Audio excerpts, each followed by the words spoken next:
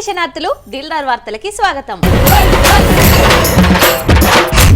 చిన్నప్పుడు గణేష్ పండుగ అంటే అమ్మ వేసే సేమియా పాశం కోసం ఎదురు చూసేది తెలుసా నీకు? కానీ నిజంగా ఆ టేస్టే వేర్రా. ఇప్పుడు బుద్ధి పుట్టినప్పుడల్లా వేసుకొని తిన్నా అమ్మ వేసినట్టు కుదురుతూనే లేదు. మరి అందులో ఏం వేసేటోళ్ళు కాదు, కొబ్బరి కుడక ఇంత చక్కెర డాల్డాల కలిసిన సేమియానే ఉండేది, కానీ టేస్ట్ మాత్రం అమృతం లెక్కనే ఉండేది. కానీ ఇప్పుడు బాదం పప్పు, కాజు, కిస్మిస్, నెయ్యి అరొక్కటేస్తున్నారు. కొందరు వేసే ఓపిక లేక బయట నుంచి ఆర్డర్ పెట్టుకుంటున్నారు. మంచిగా గణనాథునికి మొక్కులు పెట్టినావు గారా నువ్వు? మొక్కులే కాదు, మనందరికి ఎసొంటి చిక్కులు రావద్దని దేవునికి పబ్బతి పట్టి ఉండ్రాలు పెట్టి మొక్కినా. మరిగా ఆలస్యం ఎందుకు, ఖైరతాబాద్ గణేష్ దర్శనం చేపియాలి కదా మనోళ్లకు. చలో మరి ఆలస్యం ఎందుకు పాండి.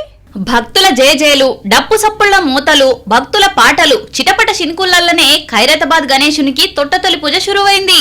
గవర్నర్ విష్ణుదేవ్ సారు, ఇన్ఛార్జ్ మంత్రి పొన్నమన్న, ఎమ్మెల్యే దానమన్న బడా గణపతికి మొదటి పూజ చేసిండ్రు. ఈరోజు 69 అడుగుల విఘ్నేశ్వరుడు పెట్టామంటే ఇది ప్రపంచవ్యాప్తంగా ఇంత కీర్తి పొందింది అంటే ఇక్కడ ఉన్నటువంటి ఎలక్ట్రానిక్ ప్రింట్ మీడియాకి ఆ ఘనత దక్కుతుంది అని కూడా చేతులు జోడించి ఇక్కడ ఉన్నటువంటి మీడియా సోదరులందరికీ అన్ని మీడియా సంస్థలకి ధన్యవాదాలు తెలియజేస్తా ఉన్నారు. ఖైరతాబాద్ గణేష్ ఉత్సవం కమిటీ ఆధ్వర్యంలో అయితే బడా గణేశుని ఎత్తు 69 అడుగుల ఎత్తు, 28 అడుగుల వెడల్పు. కుడి దిక్కు శ్రీ వాసవి కన్యక పరమేశ్వరి అమ్మవారు, ఎడమ వైపున ఖైరతాబాద్ గ్రామ దేవత గజ్జలమ్మ కొలువై ఉన్నారు. ఇక మన పట్నంలా ఖైరతాబాద్ గణనాథుడు ఎంత ఫేమస్, ముంబై పూణె గణపతి కూడా అంతే ఫేమస్.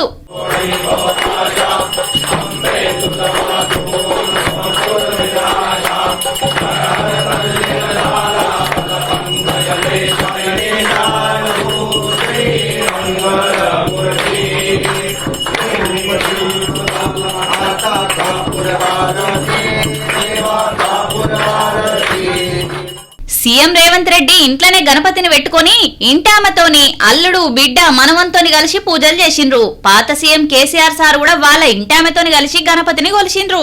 అయితే ఈ తాప బాలాపూర్ గణేశుణ్ణి స్వర్ణగిరి ఆలయం లెక్క వేసి అందులో కొలువుంచిండ్రు. ఇక ఈ 9 రోజులు దేశమంతా లంబోదరుని వేడుకలు ధూమ్ధామే దిల్దారే పోన్రి.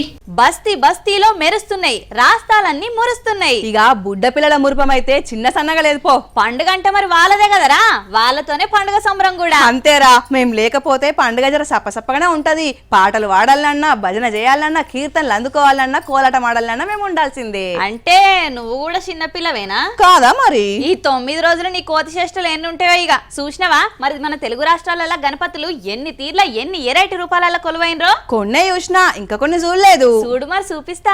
వాడవాడలా గణనాథుడే ఉన్నాడు. పల్లె పట్నం మొత్తం పార్వతీ పుత్రుని నామస్మరణతోని మారు మోగిపోతున్నది. ఎప్పట్లెక్కనే కాణిపాకంలా గణపతి దర్శనం కోసం బారులు తీరిండ్రు భక్తులు. ఇక మహబూబ్నగర్ ఆవంచ ఊర్లే ఉన్న ఏకశిల గణపతి ఉత్సవాలకు తయారైండు. ఇక మామూలుగానైతే గణపతిని మట్టితో తయారు చేస్తారు, కానీ గణపతి ఎన్నో ఏళ్ల నుంచి ఎలిగిత రాయి రూపంలో ఉండి వచ్చేపోయే భక్తులకు దర్శనమిస్తున్నాడన్నట్టు. ఖమ్మం జిల్లా కానాపురం కాడ గోమయంతోనే తయారు చేసిండ్రు. ఇట్లా కర్నూలు జిల్లా ఎమ్మిగనూరు కాడ వెండి వినాయకుడు, అనంతపురంలా వెజిటేబుల్ గణపతి, అదే అనంతపురంలా ఉండిల ముత్యాల వినాయకుడు గిట్ల భక్తులకు కనువింది చేస్తున్నారు. మరి ఎవరి ఆలోచననో గాని కాకినాడ కాడ గాజులతో చేసిన గణపతి భలేగున్నది. అట్లనే చాక్లెట్ గణపతి, గుంటూరు సత్తెనపల్లి కాడ కొబ్బరికాయల గణపతులు భక్తులను పబ్బతులు పట్టేటట్టు చేసినాయి. ఇక ఈ 9 రోజులు ఎక్కడ ఎరైటీ గణపతులున్నా పట్టుకొస్తాం, చూస్తూనే ఉండునే మరి. జై బోలో గణేష్ మహారాజ్ కి జై. ఏం గణేష్ గిట్లా చేసినావు? నువ్వు వస్తుంటే ఎంత ఎంజాయ్ చేద్దాం అనుకున్నావు, ఏం కథ ఎప్పుగిది? అయ్యో ఏమైంది? చూస్తలేవా వానలు ఎట్లా పడుతున్నాయో? అయ్యో తడుస్తా, నువ్వేమైనా మొలకొచ్చేదున్నా చెప్పు. ఊరేగింపుగా ఊర మాస్ గా ఎంట్రీ ఇయ్యాలని అనుకున్నా మా గల్లీ గణేష్ లకి వచ్చేటప్పుడు. అయినా గణేష్ ఆగమన్ పేరుతోని కార్యక్రమాలు చేసిండ్రు కదా. దాని లెక్క దానిదే, దీని లెక్క దీనిదే. అయితే గణేష్ ను రమ్మంటే వరుణేష్ ను కూడా తీసుకొని వచ్చిండని అంటావు. అంతే కదా. అగో చూడు మెదక్ నిజామాబాద్ ఎట్లా తలడిల్లిపోతున్నాయో వానలకు.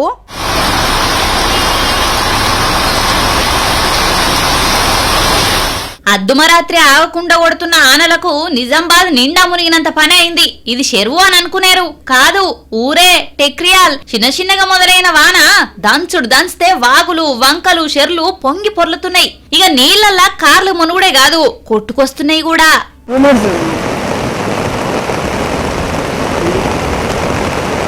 వానలు గట్టిగా పడుతున్నాయని సీఎం రేవంత్ రెడ్డి నిజామాబాద్ జిల్లా ఎమ్మెల్యేలతోని ఆఫీసర్లతోని మాట్లాడిండు. ఇక మెదక్ జిల్లాలో అయితే వర్షాలకు మొత్తం పడిపోయింది, ఇండ్లకు నీళ్లు చేరినాయి, సాయికారణి సతమతమైతున్నది. ఏడుపాయల దేవుడు నీళ్లనే పూజలు అందుకున్నాడు. ఇక హల్దీవాగు ఆహాకారాలు చేస్తున్నది, రాస్తాల మీదనే లారీ లాగిపోయినాయి, కరెంట్ పోల్స్ చెట్లిరిగి రోడ్ల మీద పడ్డాయి. అటు ఆంధ్ర కూడా ఈ వానలకు వణికిపోతున్నది. విజయవాడ, రాజమండ్రి, అనంతపురం, విశాఖపట్నం జిల్లాలు విలవిలలాడుతున్నాయి. ఈ వర్షాలకు శానా జాగాలల్ల గణపతి మండపాల కాడ తక్లీఫ్లైనాయి, రైళ్లు రద్దయినాయి, ప్రయాణాలు ప్రాణం మీదకి తెస్తున్నాయి. ఇంకో 2 రోజులు వానలు గట్టిగానే ఉంటాయట. పైలం మరి జనాలు బయట అంతా ఆగమాగం జగన్నాథమే ఉన్నది. వాన చెప్పొస్తది గాని వరద చెప్పొస్తదారా? అవురా, వానొస్తది, అర్జెంట్ గా పనులుంటే బయటకు రారి, లేకుంటే ఇంట్లోనే బజ్జీలేసుకొని తినుర్రి అని చెప్పినట్లు ఇగో ఇడిదిక్కుకెంచి వరద వస్తది, అడిదిక్కుకెంచి వచ్చే వరదకు మునుగుతారు అని కూడా చెప్తే మంచిగా ఉండు కదారా. ఏమోరా, 4 గంటలకు వాన వస్తుందంటే తెల్లారి 4 గంటలకు వస్తున్నది. ఆఫీసర్లు చెప్పే మాటలు నమ్ముతారంటారా జనాలు? నమ్మకుంటే ఎట్లరా, కరీంనగర్ దిక్కు చూడు ఎంత ఘోరమైందో. ఏం వానలో ఏమో పోర్రి, ఏమన్నా వంగుతున్నదా? సిరిసిల్ల జిల్లా నర్మాల మత్తడి దుంకుడుతోటి ఆగమైతున్నారు జనాలు. పొద్దుగాల మంచిగానే ఉన్నది కదా అని గొడ్లను మేతకు తోలుకపోయారట 6 రైతులు. మళ్ళొద్దామని చూస్తే దయ్యం పడ్డట్లు పడ్డదట. వరద పెరిగి మత్తడి దుంకుడుతోటి టెన్షన్ మొదలైంది. ఫోన్లు కలవక వాళ్ళోళ్ళు ఎట్లున్నారో తెలియక పరేషాన్ అయ్యర్రు. పోయినోళ్ళల్లా ఒక మనిషి కొట్టుకుపోయారు అని తెలిసి ఇటు దిక్కున్నోళ్ళు గుండెలు వలగేటట్టు ఏడుస్తున్నారు. పాపం కదా. ఇక తత్తిమూలం తీసుకొచ్చేందుకు ఏం చేయాలనో తెలియక ఆఫీసర్లు కూడా కింద మీద ఉండే. అయినా అంత పెద్ద వరదలా ఎవరు మాత్రం ఏం చేయలేస్తారు ఎప్పుర్రి. మీది మోటార్లు లేపితే గాని ప్రాణాలు నిలుచునేటట్టు లేవు.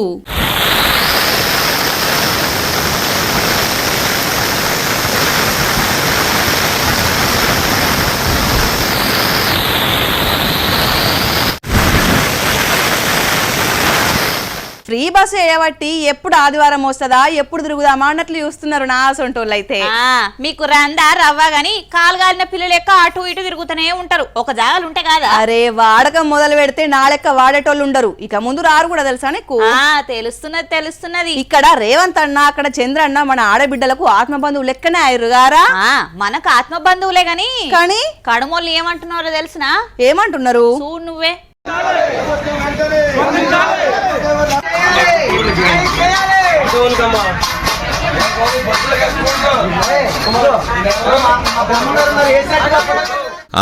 అర్థమైంది కదా, బస్సుల చిల్లర పైసలు అడుగుతున్నది ఎవరో ఆటో డ్రైవర్ అన్నలే. ఏలూరులో సీఎం చంద్రబాబు సార్ తెచ్చిన ఫ్రీ బస్సు పథకం చేయబట్టి మా పరిస్థితి అడుక్కునే కాడికి వచ్చింది.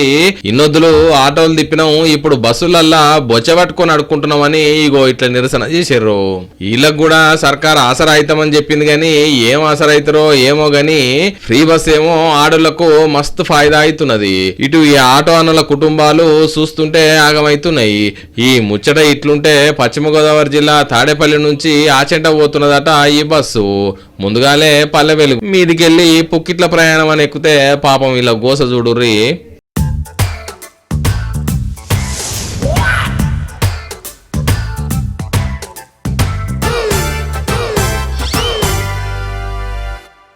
ఆగిపోయిన పల్లె వెలుగు బస్సును తోసుకుంటా నానా తంటాలు పడ్డరు. ఎట్లా ఆడోళ్ళే ఎక్కుతున్నారని కండిషన్ లేని బస్సులు దింపుతున్నారా ఎట్లా? ఆర్టీసీల ప్రయాణం సుఖవంతం సురక్షితం అని అంటారు, కానీ పశ్చిమ గోదావరి జిల్లాలో ఇంత గోస అయింది.